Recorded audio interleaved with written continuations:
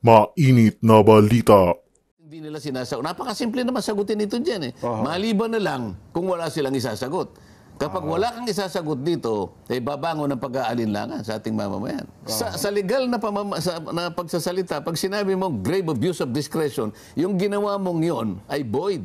Yung ginawa mo na yon ay hindi pwedeng panaligan. Ang problema kasi kung ano-anong mga teoryang sinasabi na ako daw ay wala po. Ang kinikilingan ko po rito kung ano yung totoo. Ang kinikilingan ko ay ang isang mapapanaligan, ang isang credible, ang isang eleksyon na may integridad. Nagtataka lang po ako sa mainstream media, bakit hindi po ito ang itanong ninyo sa kanila?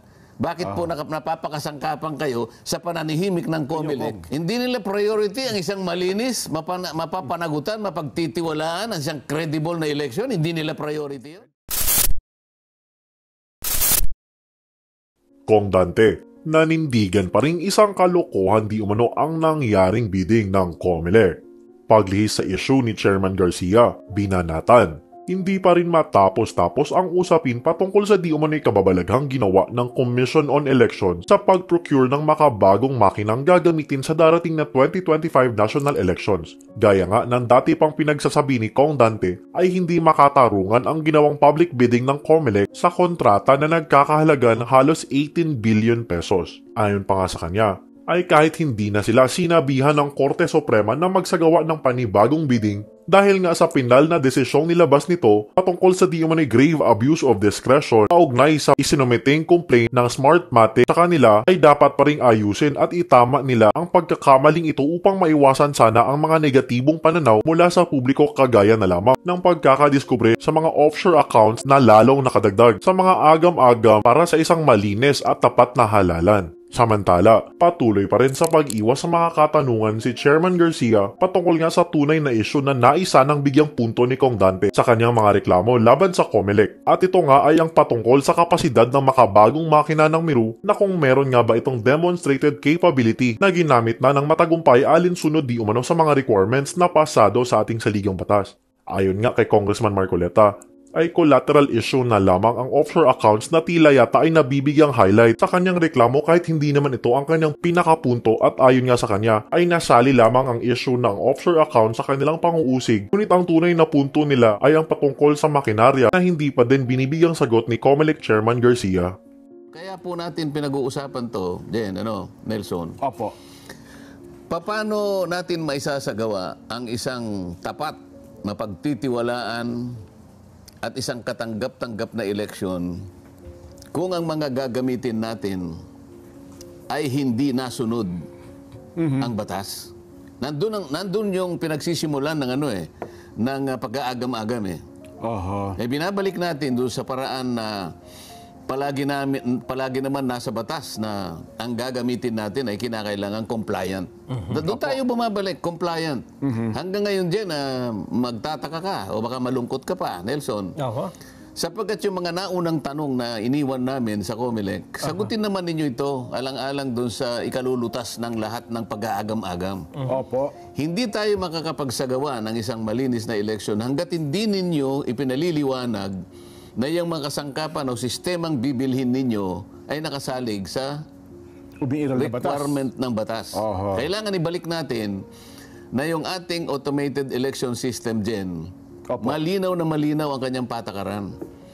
Gagamit tayo kanya ng sistema at mga kasangkapang may kaugnayan dyan kapag ka sila ay napatunayan na merong demonstrated capability. Kailangan nakita demonstrated capability at pagkatapos yung mga makina ay nagamit successfully in prior electoral exercises. Walang pinakamabisang paraan para makapagsagawa ka ng isang malinis at mapagtitiwalaan, mapapanagutan ng eleksyon kapag hindi mo sinunod yung requirement ng batas na yun. Kailangan maipakita mo nang ang mga kasangkapan na gagamitin mo ay nagamit na successfully sa iba't ibang lugar. Dito sa ating bansa at sa iba. Hanggang ngayon, yung tanong na yon kung bakit ang ginamit nilang sistema ay wala pang naipapakitang mga ganong ebidensya. Mga pruweba. Opo. O, hindi ka ba magtataka, Jen? Opo. Kapag tinanong mo sila, ang tanong mo'y valid sapagkat may kinalaman sa pagtatalaga ng manggagamitin para makapagdaos ka ng isang malinis at may integridad na eleksyon, tikom ang mga bibig ng mga opisyalis ng COMELEC. Aha. Kaya ako bumabalik dito dyan. Opo. Hindi lang naman ako ang merong pananagutan na may sakatuparan ng eleksyon na malinis. Lahat tayo may pananagutan ng ganyan. Ngayon, hindi ka ba magtataka kapag tinanong mo sila, ito'y tinatalikuran nila, ayaw nilang sagutin?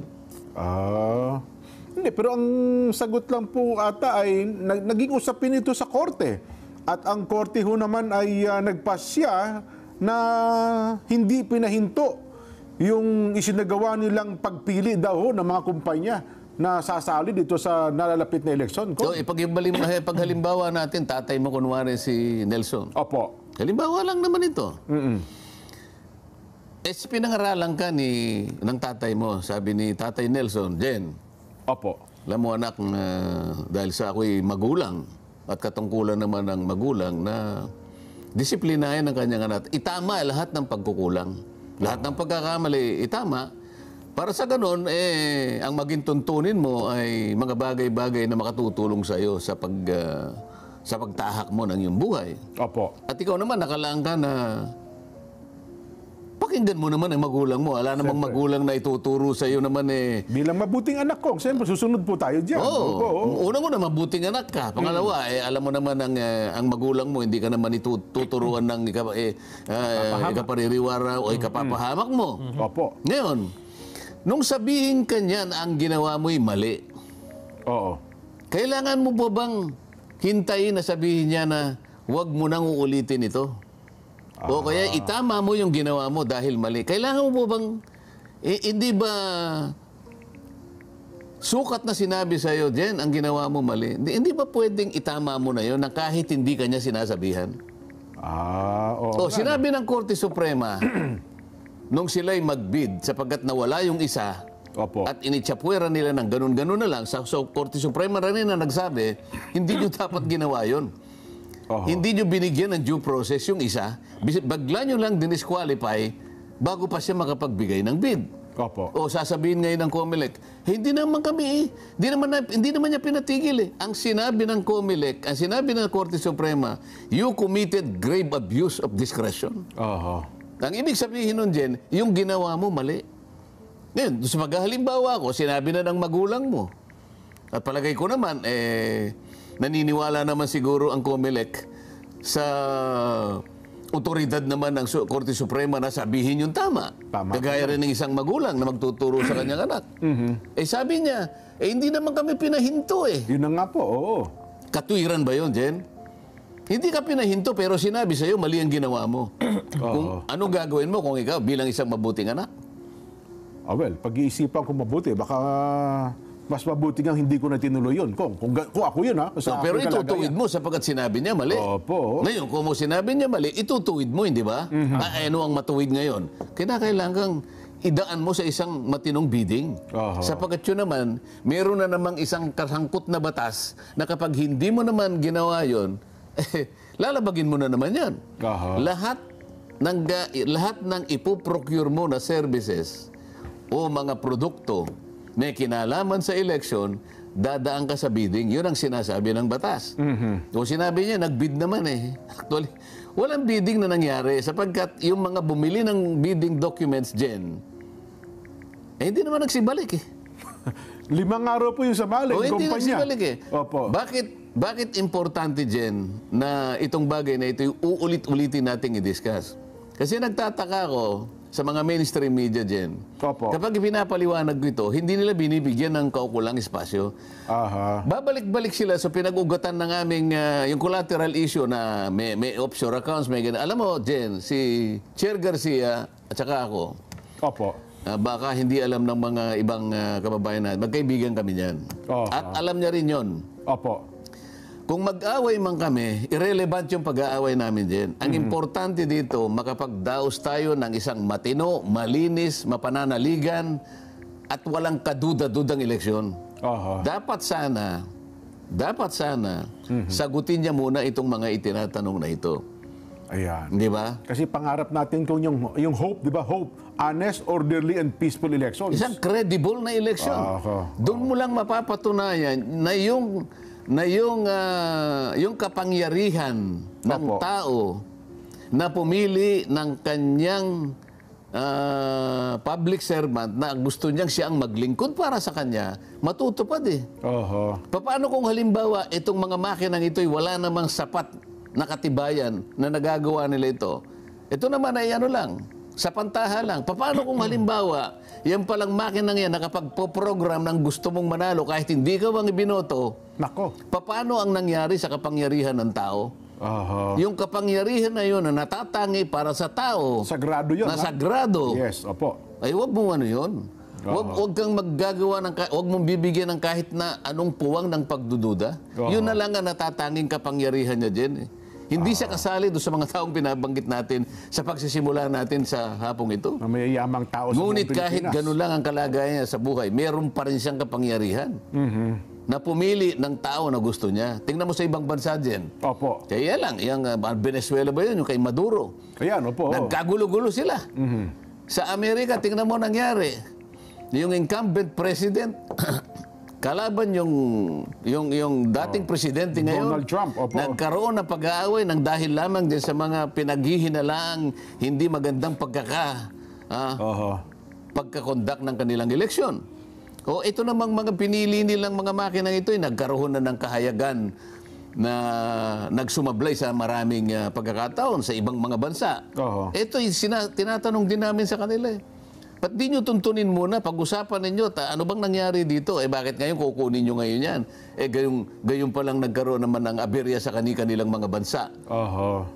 Ito ngayon ang isang bagay na hanggang ngayon na hindi pa nila sinasagot yan.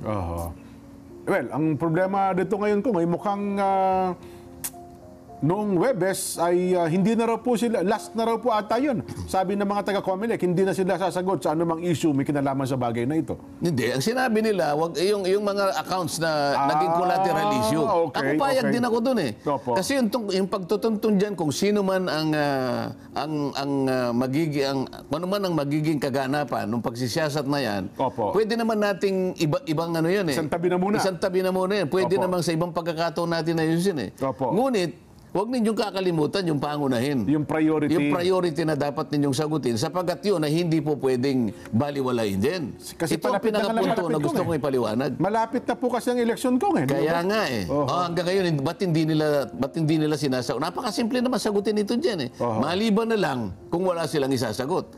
Kapag wala kang isasagot dito, babangon ng pag-aalinlangan sa ating mamamayan. Yun ang ayaw kong mangyari. Ayaw nating mangyari kahit sino. Baka hinihintay nila, di ba Nelson, parang may mga naghain na po na usapin sa kataas-taasang hukuman. Baka yun po ang hinihintay nila, Kong. Hindi ko kaya?